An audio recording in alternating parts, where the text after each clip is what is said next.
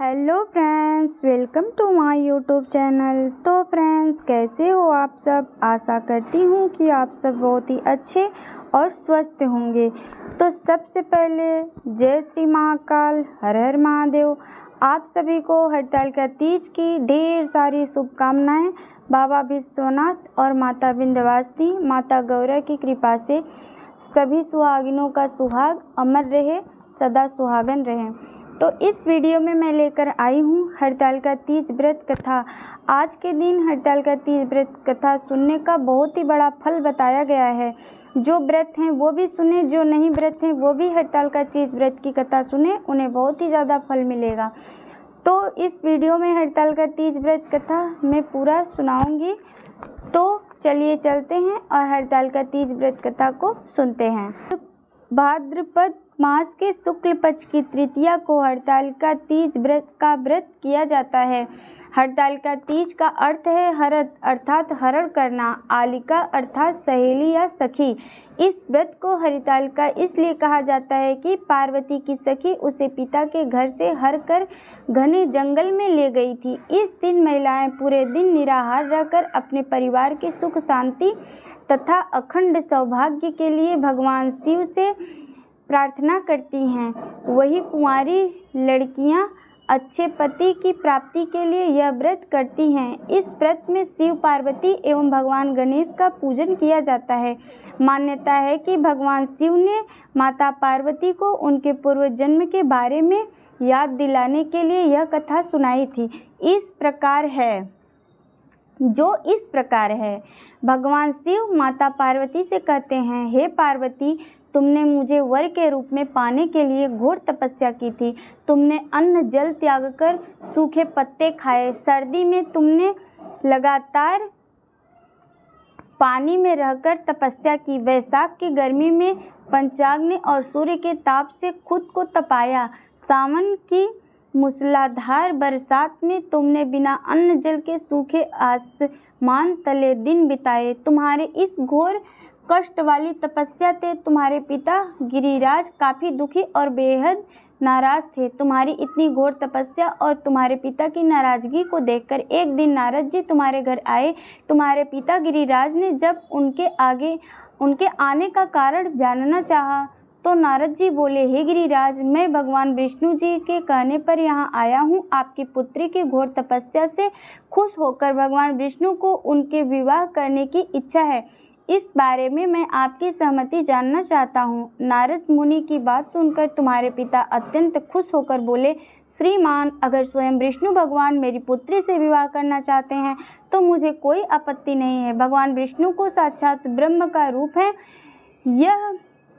यह तो हर पिता चाहता है कि उसकी पुत्री सुखी रहे और अपने पिता के घर में लक्ष्मी का रूप बने और अपने पति के घर में लक्ष्मी का रूप बने। तुम्हारे पिता द्वारा स्वीकृति पाकर नारद जी विष्णु जी के पास पहुँचे और उन्हें विवाह तय होने के बारे में समाचार दिया। इस बीच जब तुम्हें इस बात की जानकारी मिली तो तुम बहुत ज़्यादा दुखी हो गई। तुम्हें दुखी देखकर तुम्हारी सहेली ने तुमसे दुख का कारण पूछा। तब तुमने कहा, मैं सच्चे मन से भगवान शिव को ही अपना पति मान चुकी हूँ, लेकिन मेरे पिताजी ने विष्णु जी के साथ मेरा विवाह तय कर दिया है। मैं इतनी धर्म संकट में हूँ कि मेरे पास जान देने के अलावा कोई और दूसरा उपाय नहीं है। तुम्हारी सहेली ने तुम्हें हिम्मत देते हुए कहा कि संकट के समय धैर्य रखने की आवश्यकता होती है। तुम मेरे साथ घने जंगल में चलो, जहाँ साधना भी की जाती है। वहाँ पर तुम्हें तुम्हारे पिता नहीं ढूंढ पाएंगे। मुझे पूरा भरोसा है कि भगवान तुम्हारी मदद अवश्य करेंगे। तुमने अपनी सहेली की बात सुनकर यही किया। तुम्हारे घर से यूं चले जाने पर तुम्हारे पिता बहुत दुखी और चिंतित हुए। वो उस दौरान ये सोचने लगे कि मैंने अपनी पुत्री का विवाह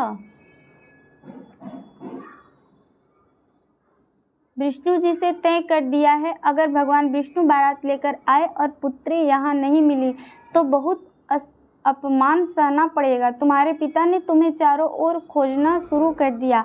उधर तुम नदी के किनारे एक गुफा में पूरे मन से मेरी आराधना में डूब गई। फिर तुमने रेत से एक शिवलिंग बनाई। रात भर तुमने मेरी स्तुति में भजन जागरण किया, तुमने बिना अन्न जल ग्रहण किए मेरा ध्यान किया। तुम्हारी इस कठोर तपस्या से मेरा आसन हिल गया और मैं तुम्हारे पास पहुंचा।